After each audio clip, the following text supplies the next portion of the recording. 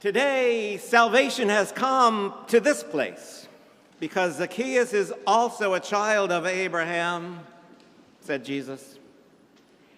For I have come to seek and save the lost. I spent Friday and Saturday on the shore of Shelter Island with a few friends. I woke up yesterday to a cool, crisp autumn morning, and I went down to the kitchen to get some coffee to warm up and wake up. The coffee maker seemed destined to prove the old adage that a watched coffee pot never perks. And at some point I said, maybe I'll just jump in the bay to wake up. Sadly, a friend who will remain nameless but whose name rhymes with Felipe overheard me and said, "Let's go." So 5 minutes later, found us submerged in the already icy waters of Peconic Bay. It worked. I was a bit in shock, but I was definitely awake. What does it take to wake us up? For Zacchaeus, as we've just heard, it takes a strange, impromptu, and challenging encounter with Jesus to make him wake up, stand up, and climb up, as Andrea just shared with us. How about us? These past few weeks have been difficult ones for us here in this faith community. Difficult for me personally to come through 30 long months of pandemic relatively unscathed, only to lose two precious, young, long-time members of our church within a matter of weeks. It's been difficult. I called them young because Dan and Chris were both my age. It's been a tough time, but losses of this kind, I think, do one thing for us. They cause us, indeed, to wake up, think about our own lives, where they're heading, what we're doing, what we're valuing, what matters. Because it is easy to forget, because we'd like to forget, that life is finite. We are going to die. And that is some bad news, but in a way it's also good news, and here's why. It's good news because it reminds us that life is indeed limited, and because it's limited, it is also precious, irreplaceable, and that we ourselves are precious and irreplaceable as well. So today, this morning, where is your life heading? What is it that you are doing with your time? What is most important to you at this moment in your life?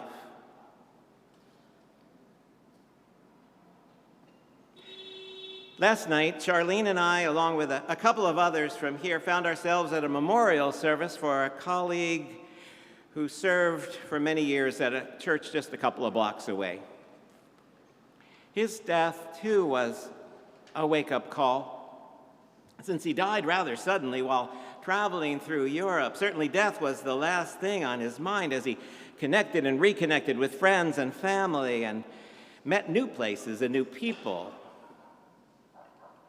The memorial service was long and full of many well-deserved accolades and poignant memories and heartfelt tributes, as well as an acknowledgement that he had indeed lived a messy and complicated life, like the rest of us. But for me, the most meaningful moment came towards the end of what was already a 2.5-hour service, when a mutual friend of ours got up to bring the meditation and commendation. She stood there and shared something very poignant. She told us that for the last year or so, He had made a concerted and intentional effort to seek out people of his past, and in order to do what she called the hard and necessary work of repair, restitution, reparation. And so he had gone from person to person and place to place, offering as appropriate apologies or expressions of gratitude, or both. Hearing that mattered to me more than all the stories and the accolades. Because when, as the song says, we are called to put our all on the altar, it means, of course, our worldly goods, but it also means our worldly bads. It all gets brought to Jesus. And this moment in the service brought to my mind our tale of Zacchaeus and his encounter with Jesus, his effort to see Jesus, his call by Jesus, his willingness to change as a result of the encounter with Jesus, his conviction that he needs to make reparations for the way he's lived, as well as making different choices for his path forward. What do we know about Zacchaeus?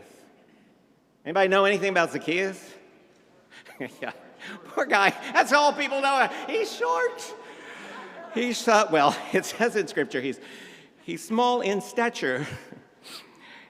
That probably, though, means two things.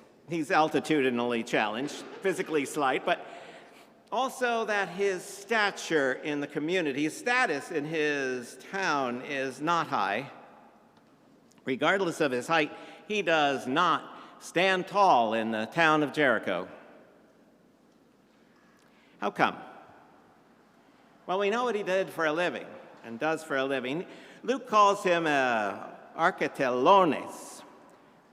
It's a rare Greek word that evidently means not just a tax collector, but a chief tax collector, a head tax collector, a supervisor and coordinator of the tax collectors. Now, being a tax collector would itself make somebody an outcast in that society because of participating in an unfair and corrupt Roman system of taxation.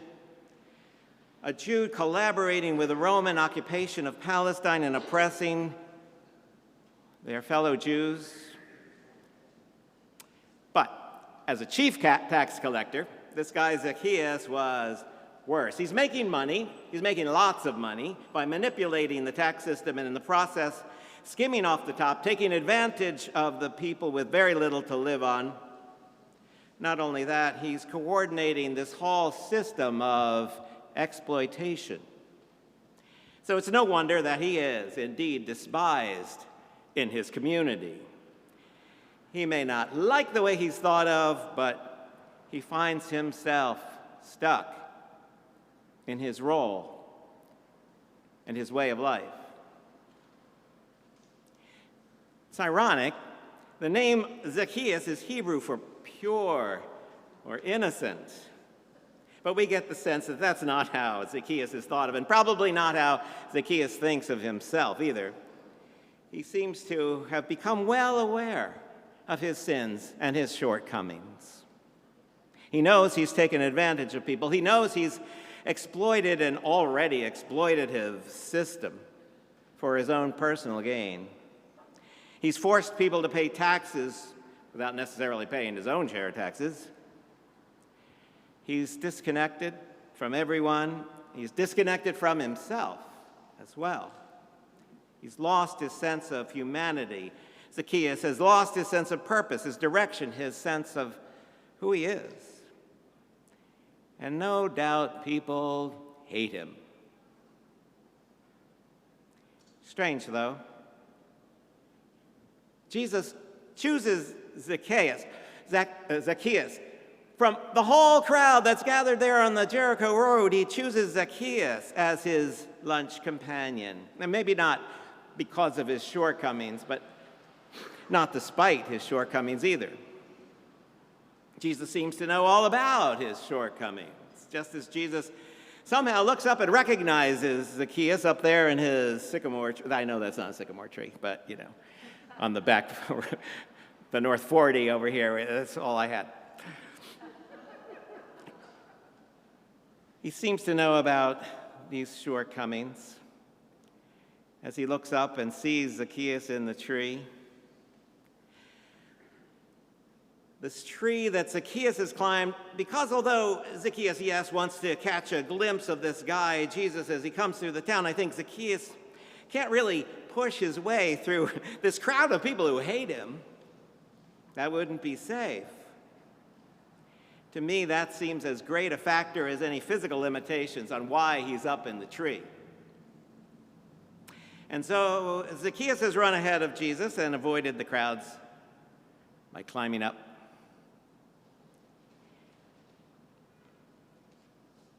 I think he wants to see who Jesus is. But I think he already knows something about who Jesus is. Sure, he's curious about all the commotion. He's curious about this guy whose reputation has gathered this large crowd, but he seems to already know something else.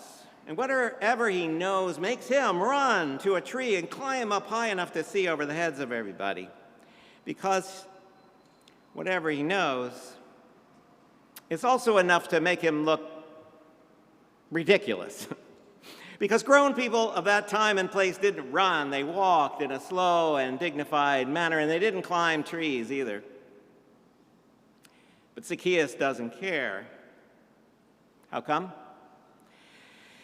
I think it's because he's done a little homework. He's looked into this Jesus person, and he has an idea about this Jesus person being able to help him get out of this place in his life where he finds himself stuck.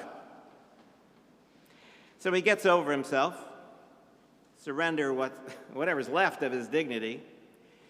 He runs around behind the crowd and he finds this handy sycamore tree to climb. But the tree serves its purpose, doesn't it? It lets him see who Jesus is, but more than that, it lets Jesus spot him in all the crowd. And Jesus sizes him up quickly. Maybe this guy's so hated that his reputation has gone on ahead of him. Maybe Jesus has been warned. Hey, if you go through Jericho, look out for this short, despised chief tax collector named Zacchaeus. But it is as though Jesus is looking for Zacchaeus. That would make sense if his whole mission is to seek and save the lost, as it says at the end of this passage, to seek and save the lost. Because in that crowd, I doubt there's anyone quite as lost as our friend Zacchaeus. And so Jesus calls him, and he comes down from the tree. He's been called by name. Zacchaeus, come down now from the tree. Come down from the tree and come down from that life that you are stuck in. That disconnected, self-serving life that really isn't serving you either. But he has reasons for staying in the tree.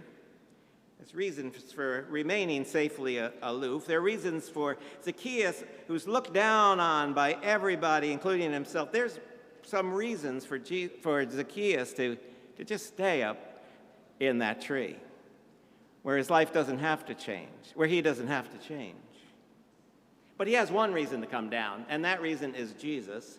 This Jesus whose very reason for being alive, for being in the world, for being there in Jericho is to seek and save the lost.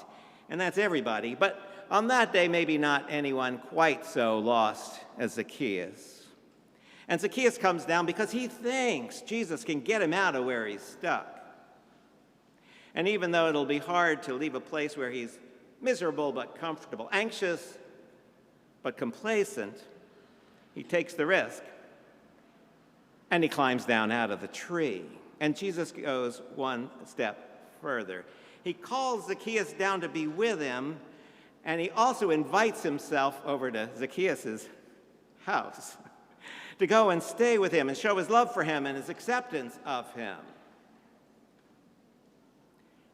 Of course, as you heard, people grumble. People always grumble. Have you noticed that? People grumble. I grumble. Maybe some of you grumble about other people getting things they really don't deserve. about we ourselves getting passed over for all the things we do deserve, we grumble. And Jesus knows that and loves us for it, because when Jesus comes to seek and save the lost, that counts for us too. One more thing, of course, as you heard. Zacchaeus doesn't follow Jesus out of the tree, out of the stuck places in his life, to just continue in his ways, continue in his way of living.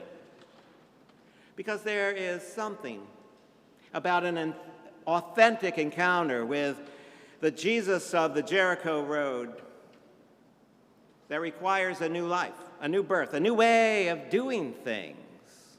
There's something about an authentic encounter with this Lord of love that might make us put aside our grumbling, our resentments, our smallness, our petty hatreds. There's something about knowing about this Jesus that can wake us up, convince us to empty ourselves of our own griefs and greeds, our own sins and shortcomings, and let ourselves be filled instead by that life-giving, love-bringing, soul-empowering Spirit of our God, because that is the way of salvation. There's something about the Jesus of the Jericho Road that yearns to coax us, even you, even me, coax us out of our trees and out onto the streets. And Lord knows, there's something about Jesus that could even coax his church out of a place of caution and fear into a place of justice and love. I've been looking into the history of this church building, as I've shared, this building that's about to mark 125 years of standing tall and not falling down. And as I read through the history, I'm reminded of a time in the 70s when the larger church, the United Methodist denomination, had given up on the place after a study of its dwindling congregation and growing challenges at that point, and recommended that the place be closed. Give it up, folks. We're done here. But the congregation had other ideas. And maybe Jesus had other ideas, because in that moment, the church, the congregation, the community began to stop looking inward, worrying inwardly at its own needs and shortcomings, but looked instead at the needs of the neighborhood. And you know the story, maybe. Soon a senior center was formed downstairs, providing meals and companionship and sending out Meals on Wheels every day. Soon after that, the West Side Campaign Against Hunger was formed, which in its first week served 7 people who came here for help. Praise Jesus, everything starts somewhere. And now is serving 75,000 around the city. But all that took a bit of a hard look at reality. And the courage also not to let that reality define who they were as a community and what a church is for. What a church is for. And who a church is for. To Jesus, the church is always a church not for itself, but for others, just as Jesus himself was a person for others, as Bonhoeffer used to say, a person for others and not himself. And at this moment in the Gospels, as Jesus journeys to Jerusalem, where he'll give up his own life for others, he is a person living for a crooked, sinful, corrupt chief tax collector named Zacchaeus. If I ever start a new church, which I won't,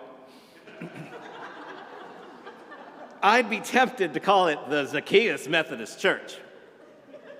As a reminder, that's catchy, isn't it? Okay, not. As a reminder, though, that the church like each one of us, needs to be honest about its own sins and shortcomings. Put its all on the altar. Be aware of the need to make restitution and reparation for the harms that it may have done, may be doing. And be aware of the requirement of Jesus to always exist, not for itself, but for others. May it be so for us here today. So that Jesus might say about us, about this church, about this place, today salvation has come to this house. For each of us is indeed a child of God and a child of Abraham, and we follow one who has come and still comes to seek and save the lost. May it be so. May it be so. Let's sing together. Espiritu